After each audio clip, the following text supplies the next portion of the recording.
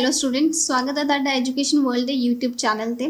ਔਰ ਅੱਜ ਸਾਡਾ ਲੈਕਚਰ ਜੋ ਹੈ ਰੀਜ਼ਨਿੰਗ ਦਾ ਲੈਕਚਰ 3rd ਹੈ। ਪਹਿਲੇ ਦੋ ਲੈਕਚਰਸ 'ਚ ਆਪਾਂ ਬਲੱਡ ਰਿਲੇਸ਼ਨ ਔਰ ਆਰਡਰ ਐਂਡ ਰੈਂਕਿੰਗ ਕੰਪਲੀਟ ਕੀਤਾ ਸੀ। ਔਰ ਅੱਜ ਦੇ ਲੈਕਚਰ 'ਚ ਆਪਾਂ topic direction and distance complete ਕਰਾਂਗੇ।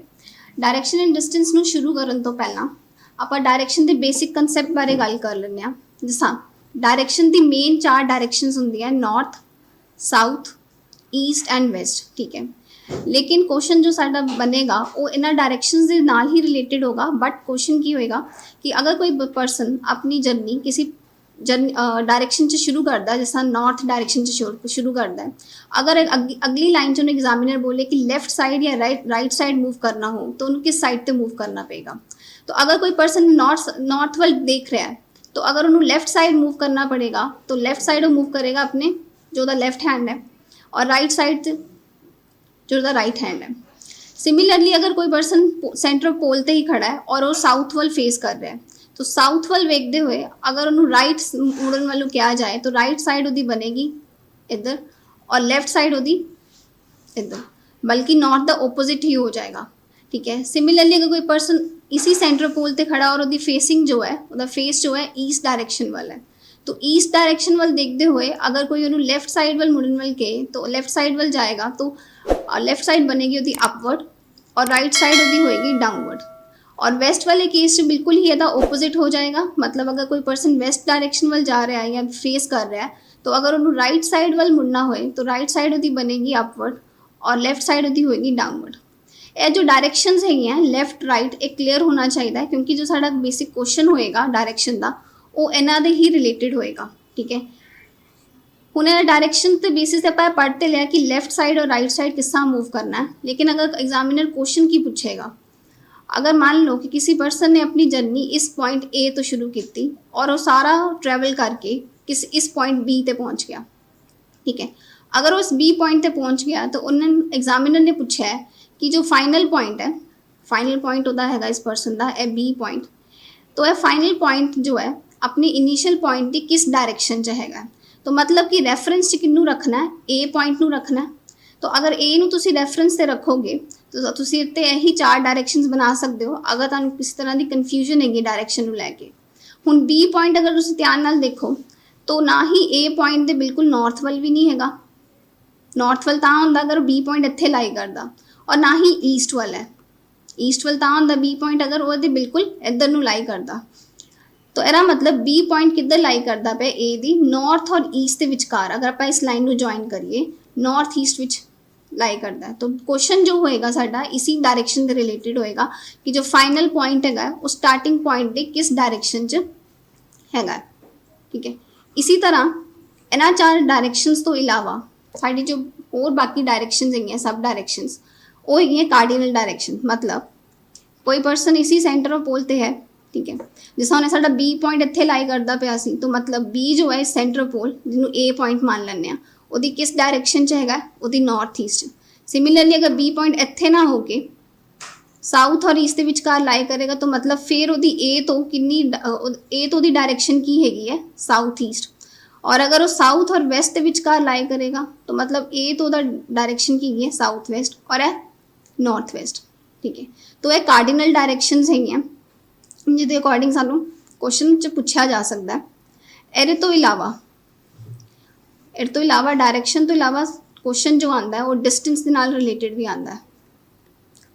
उन डिस्टेंस अगर हॉरिजॉन्टल डिस्टेंस पूछा जाएगा तो बहुत ही सिंपल होएगा। जिस अगर मैं कोई डायग्राम बनावा, जैसा ए है और यह पॉइंट बी और यह पॉइंट सी है, इन्हां दा डिस्टेंस लिखता विच। हुण क्वेश्चन है कि जो सी पॉइंट है, ठीक है, फाइनल पॉइंट है, वो ए तो कितनी क दूर है। ठीक है, मतलब तुहानू ए सी की लेंथ जो है ए फाइंड आउट करनी है। तो अगर तुसी देखोगे तो अगर ए बी वाली पॉइंट ए वाली लाइन अगर 5 मीटर है या 5 किलोमीटर है तो बिल्कुल ये पैरेलल ए नीचे वाली लाइन का भी डिस्टेंस कितना होएगा 5। तो मतलब ए सी का डिस्टेंस कितना हो गया 5। तो हॉरिजॉन्टल डिस्टेंस जो हैगा वो आप कैलकुलेट कर सकते हैं एस्टीमेट लैके। लेकिन एक डिस्टेंस ऐसा भी आ सकता है कि जिस ए पॉइंट इधर है और बी पॉइंट इधर है। हुण तुहानू ए और बी का डिस्टेंस फाइंड आउट करने बोलिया जाए, मतलब अगर तुसीं इन्हां दोनों पॉइंट्स नू इस लाइन नाल जोड़ोगे तो यह लाइन बनती है। हुण इहदा डिस्टेंस अगर फाइंड आउट करने कहा जाए तो ये वास्ते तुसीं की करोगे, ਇਹਦੇ ਵਾਸਤੇ ਆਪਾਂ यूज़ करांगे पाइथागोरस थ्योरम, जो आप अपनी जूनियर क्लासेस 'ਚ पढ़ी है। पाइथागोरस थ्योरम की ਹੁੰਦੀ है, आप एक राइट एंगल ट्राइंगल अपने क्वेश्चन 'ਚ कंप्लीट करने की कोशिश करांगे। जिस राइट एंगल ट्राइंगल इत्थे लिता, इत्थे पॉइंट सी लिखता, तो यह हो गया हाइपोटन्यूज, यह हो गया परपेंडिकुलर और यह हो गया बेस। तो हाइपोटन्यूज का होल स्केयर किहदे बराबर हुंदा है? परपेंडिकुलर का स्केयर प्लस बेस का स्केयर। तो इस पाइथागोरस थ्योरम की मदद नाल आपां इस तरह के डिस्टेंस भी कैलकुलेट कर सकते हैं। ठीक है, तो यह गल होगी डिस्टेंस की।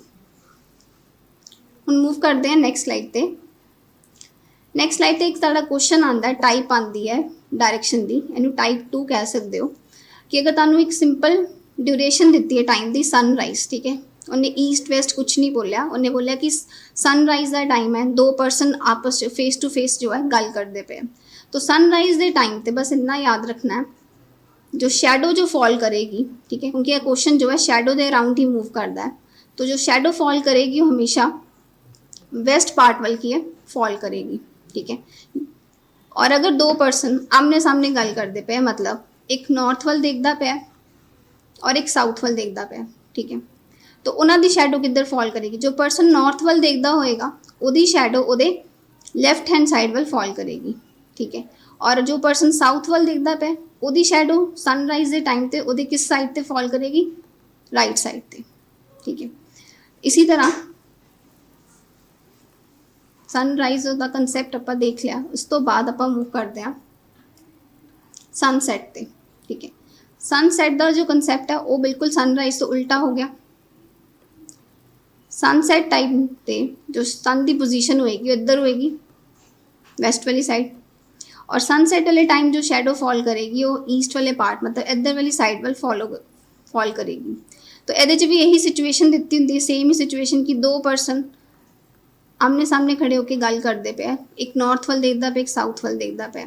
तो जो नॉर्थ वाल देखेगा उसकी शैडो जो है सनसैट के टाइम किधर फॉल करेगी? उसकी राइट हैंड साइड वाल, और जो परसन साउथ वाल देखता पे उसकी शैडो किधर फॉल करेगी? उसके लैफ्ट साइड वाल। ठीक है, तो इसी बेसिस पे, इसी इन्फॉर्मेशन के बेसिस पे क्वेश्चन जो है सनसैट और सनराइज के रिगार्डिंग आ सकता है पेपर च। हुण आपां बेसिक पढ़िया डायरैक्शन के बारे। ठीक है, हुण डायरैक्शन के बेस पे एक क्वेश्चन है सनराइज के रिलेटेड। क्वेश्चन है कि after sunrise A met with B at a cross point. ठीक है, सनराइज का टाइम है और ए और बी जो है वो किसी पॉइंट पे मिले। ठीक है, ओपोजिट डायरैक्शन है। बी दी शैडो किधर फॉल करती पई है? Exactly to the right of ए।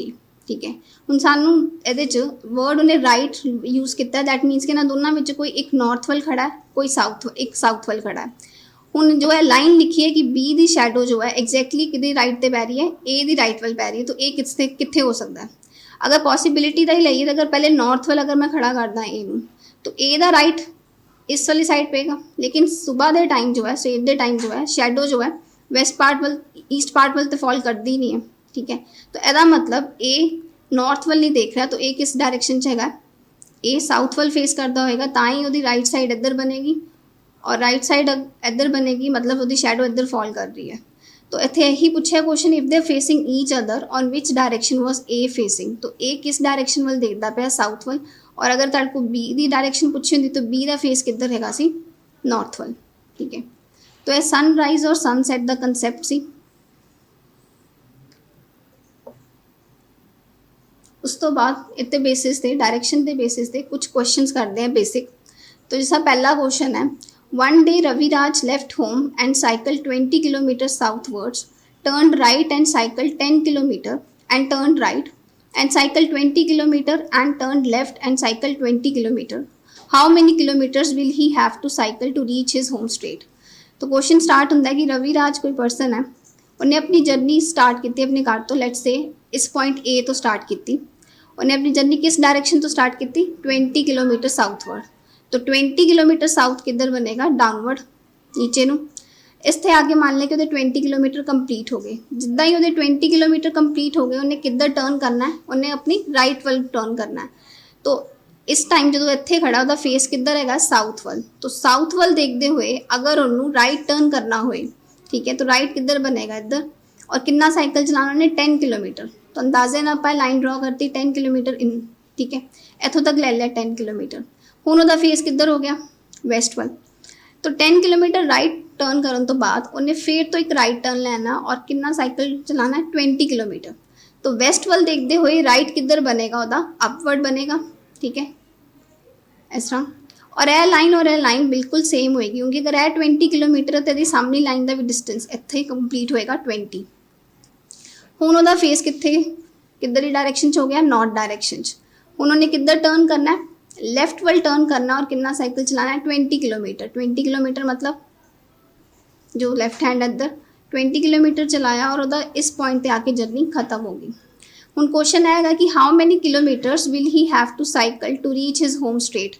तो उन्होंने अपने इस पॉइंट बी पॉइंट तो ए पॉइंट तक अगर सीधा घर जाना होए तो डिस्टेंस कितना होएगा। इत्थों तक डिस्टेंस हो गया कितना 20। ए डिस्टेंस कितना होएगा नीचे, ए अगर डिस्टेंस 10 है तो मतलब ए लाइन भी बिल्कुल इधर पैरेलल होएगी और सेम लेंथ होएगी यदि, तो ए लाइन की भी लेंथ कितनी होगी 10। तो 20 + 10 कितना हो गया 30। तो मतलब अगर उन्होंने बी पॉइंट तो ए पॉइंट सीधा जाना होए तो उन्होंने कितना डिस्टेंस ट्रैवल करना पेगा 30 किलोमीटर ट्रैवल करना पेगा, ठीक है। सो ऐसे साडा पहला क्वेश्चन डायरेक्शन ते बेस। नैक्सट क्वेश्चन ते मूव करते हैं। नेक्स्ट क्वेश्चन की है कि I am facing south, I turn right and walk 20 metre, then I turn right again and walk 10 metre, then I turn left and walk 10 metre and then turning right walk 20 metre, then I turn right again and walk 60 metre. In which direction am I from the starting point. तो मतलब एक person ने अपनी journey start की किस direction च, south. मतलब south वाल गया नहीं, उन्हें साउथ वाल फेस किया, ठीक है। इस लाइन का मतलब यही कि साउथ वाल फेस करते हुए उन्हें सब तो पहला टर्न किधर लिता, राइट साइड वाल लिता, मतलब इधर नूं, और कितना ट्रैवल किया 20 मीटर चलिया। फिर उस तो बाद लिखा then I turn right again, ठीक है। हुण जो इत्थे पहुँच के फेस किधर हो गया वैस्ट वाल, उन्हें फिर तो एक राइट टर्न लेना है, ठीक है, अपवर्ड लेगा। कितना डिस्टेंस ट्रैवल किया 10 मीटर। इत्थे पहुँचने तो बाद फिर तो कहा जा रहा है उन्होंने कि लैफ्ट टर्न लो और कितना वॉक करना है 10 मीटर। तो जो इस पॉइंट पे पहुँच के जो फेस नॉर्थ वाला है तो वो लैफ्ट टर्न करेगा इधर और कितना चलेगा 10 मीटर। फिर इत्थे पहुँचने तो बाद वो फेस किधर हो गया वेस्ट वाल एंड टर्निंग राइट, ठीक है। हूँ फिर तो उन्हें राइट टर्न लेना, वॉक करना कितना 20 मीटर। इस पॉइंट पे पहुँच गया। हूँ एक आखिरी टर्न लैन को कहा जा रहा है उन्होंने किधर राइट साइड वाल। तो इत्थे पहुँच के फेस किधर हो गया नॉर्थ वाल। तो नॉर्थ वाल राइट किधर बनेगा, जो उधर राइट हैंड है, तो मतलब इधर चलेगा कितना 60 मीटर चलना ने लास्ट। तो इत्थों तक डिस्टेंस हो गया 10, ठीक है, और इत्थों तक डिस्टेंस हो गया 20। तो मतलब 20 + 10 30। तो इत्थे आपां 60 नहीं खत्म कर सकते, मतलब 60 डिस्टेंस अगर उन्हें चलिया लास्ट तो इस लाइन में थोड़ा जहा होर अगे वधावांगे, इस पॉइंट पर वधा लेंगे। लेट्स से उहदे 60 मीटर इस पॉइंट पर आके खत्म होंगे। इस पॉइंट मान लिया बी और यह पॉइंट जो स्टार्टिंग पॉइंट सी इन्हों मान लिया ए। हुण क्वेश्चन की है कि in which direction I am from the starting point. तो स्टार्टिंग पॉइंट दी किस डायरेक्शन ते वो खड़ा है। तो स्टार्टिंग पॉइंट ए है, तो ए दी किस डायरेक्शन जो खड़ा है, ए नॉर्थ है और है ईस्ट। तो किस डायरेक्शन से खड़ा है अपनी starting point the north east. तो आंसर की आएगा ए ऑप्शन आएगा। इसी तरीके नाल आपां थर्ड क्वेश्चन देखते हैं। थर्ड क्वेश्चन की है कुणाल वॉक्स 10 किलोमीटर टूवर्ड्स नॉर्थ, ठीक है। कुणाल ने अपनी जर्नी जो है स्टार्ट की थी नॉर्थ वाल कितना 10 किलोमीटर। इस लाइन में थोड़ा जहा होर एक्सटेंड कर लें। ए पॉइंट तो 10 किलोमीटर गया, मतलब इत्थे आके उधर 10 किलोमीटर खत्म हो गए। From there he walk 6 kilometre toward south. तो इसी पॉइंट तो फिर वो वापस आया साउथ वाल आया और कितना डिस्टेंस ट्रैवल किया 6 मीटर 6 किलोमीटर, मतलब कि इस पॉइंट पे आके उधर 6 किलोमीटर खत्म हो गई। टोटल एयर लेंथ कितनी सी 10, 6 उन्हें चल लिया, तो बाकी डिस्टेंस कितना बचा 4, ठीक है। Then he walks 3 kilometre to the east, मतलब जो इस पॉइंट पे आके पहुंचे उन्हें ईस्ट वाल टर्न करना है और कितना ट्रैवल करना है 3 किलोमीटर। और इसी पॉइंट को फाइनल पॉइंट मान लिया, मान लो सी पॉइंट। ਹੁਣ क्वेश्चन ये दो है। पहला क्वेश्चन है how far and in which direction is he with respect to his starting point. मतलब पहले तो आप डिस्टेंस कैलकुलेट करना है कि जो है फाइनल पॉइंट सी है वो इनिशियल पॉइंट ए दी किस डायरेक्शन च कितना डिस्टेंस है, ठीक है। पहले इन्होंने डिस्टेंस कैलकुलेट करना है। तो अगर मैं इतने राइट एंगल ट्राइंगल कंप्लीट करा ए पॉइंट ਇਹ C ਪੁਆਇੰਟ ਹੋ ਗਿਆ ਔਰ ਇਹ B ਪੁਆਇੰਟ ਹੋ ਗਿਆ। ਇਹਦੀ ਲੈਂਥ ਹੈਗੀ ਹੈ 4 ਔਰ ਇਹਦੀ ਲੈਂਥ ਹੈ 3। तो इतने पाइथागोरस थ्योरम ही लगावांगे। पाइथागोरस अगर थ्योरम लगाने हैं तो मतलब है हाइपोटेन्यूज हो गया AC का square is equal to AB का स्केयर, AB की लेंथ कितनी है 4, 4 का स्केयर प्लस BC का स्केयर मतलब BC की लेंथ कितनी दी है 3, 3 का स्केयर। तो 4 का स्केयर 16 प्लस 3 का स्केयर 9, तो 16 और 19 कितना हो गया 25। तो AC का स्केयर जो है इधर आके की हो जाएगा स्केयर रूट मतलब AC की लेंथ कितनी आ गई 5 किलोमीटर। ਹੁਣ 5 किलोमीटर तो सारे ऑप्शन च हैगा। ਹੁਣ ਸਾਨੂੰ डायरेक्शन भी देखनी है, तो डायरेक्शन यह देखनी है कि जो है फाइनल पॉइंट C है वो A दे किस डायरेक्शन च है। तो A ਨੂੰ ही रेफरेंस से रखांगे। यह हो गया नॉर्थ, यह हो गया ईस्ट, ठीक है। तो जो C पॉइंट हैगा वो जो नॉर्थ और ईस्ट के विचकार लाई करता मतलब वो डायरेक्शन जो आएगी स्टार्टिंग पॉइंट तो नॉर्थ ईस्ट आएगी। सो अगर आप देखिए तो ऑप्शन नाल मैच करिए तो ऑप्शन नंबर D नाल मैच करेगा। सो ऐसे सारा डायरेक्शन के कुछ बेसिक क्वेश्चंस, ठीक है, डायरेक्शन का बेसिक कंसैप्ट जो सो पहले आप जिस तरह पहले 3 क्वेश्चन सॉल्व किए सी डायरेक्शन नाल रिलेटेड जो कि डायरेक्शन की अलग अलग टाइप नू कवर करता है। उसी नाल हुण आपां जो चौथा क्वेश्चन करन जा रहे हैं, चौथा क्वेश्चन जो है वो भी डायरेक्शन की एक टाइप ही है, टाइप 3 है। लेकिन इनू सॉल्व करन तो पहला मैं एक्सप्लेन करना चाहूँगी, ठीक है। सो साडे को बेसिकली ये 4 डायरेक्शनस होंदियां नॉर्थ, साउथ, ए वैसट और ए ईस्ट और इन्होंने विचकार है कार्डिनल डायरेक्शनस हो गई जिस तरह नॉर्थ ईस्ट, ए साउथ ईस्ट, ए साउथ वैसट और ए नॉर्थ वैसट, ठीक है।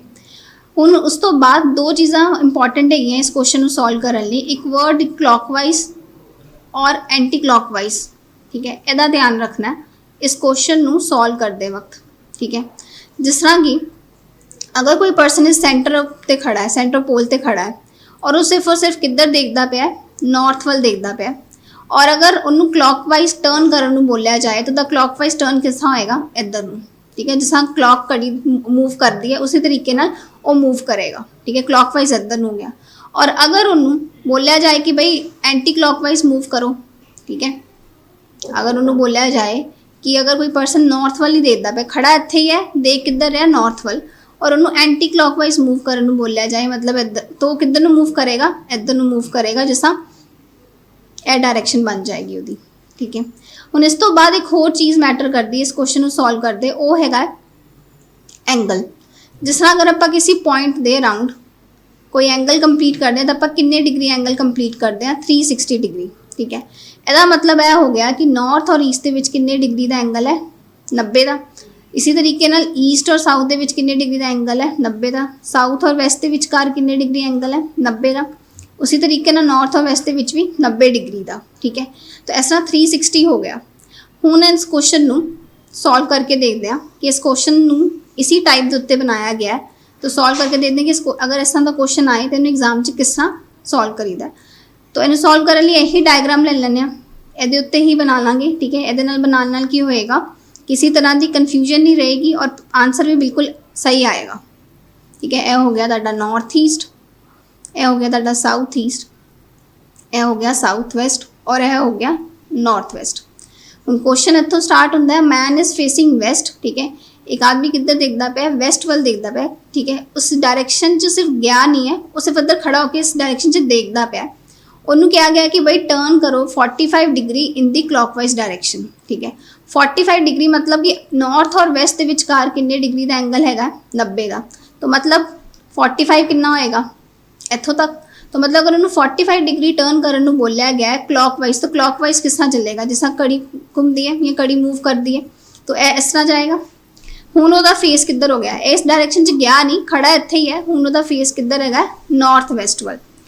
फिर उस तो बाद उन्होंने बोलिया गया कि एक होर 180 डिग्री का टर्न ले सेम डायरेक्शन मतलब क्लॉकवाइज ही, क्लॉकवाइज मतलब ऐसा ही जाएगा। और 180 डिग्री 180 मतलब इत्थों तक हो गया 90, ए 45 और 45 ऐड किया 90, तो मतलब 180 उहदा कित्थे कंप्लीट होएगा क्लॉकवाइज डायरेक्शन च इधर। हुण उहदा फेस किधर हैगा, किस डायरेक्शन वाल हैगा साउथ ईस्ट वाल। इस तो बाद क्वेश्चन इत्थे खत्म नहीं हो जाता, क्वेश्चन च अगली लाइन च लिखा होया है कि उन्होंने फिर तो एक 270 डिग्री मतलब 270 डिग्री का टर्न लेना पेगा, लेकिन एंटी क्लॉकवाइज लेना पेगा। एंटी क्लॉकवाइज मतलब ਇੱਥੋਂ ਤੱਕ ਹੋ ਗਿਆ ਉਹਦਾ 180। ਐਂਟੀ ਕਲॉकवाइज मतलब क्लॉकवाइज उल्टा ਉਹਨੂੰ ਚੱਲਣਾ ਪਏਗਾ, ਪਿੱਛੇ ਨੂੰ ਜਾਏਗਾ ਹੁਣ।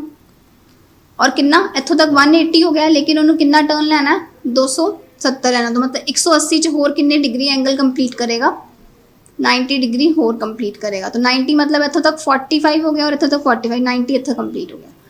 ਹੁਣ अगर ਆਪਾਂ देखिए, ਹੁਣ फाइनल डायरेक्शन अगर ਤੁਹਾਡੇ को पूछी जा रही है क्वेश्चन च कि in which direction is he facing now, तो सारा ट्रैवल करन तो बाद ਉਹਦੀ फाइनल डायरेक्शन ਕੀ ਬਣਦੀ ਹੈ, ਇਹ ਬਣਦੀ ਹੈ साउथ वेस्ट।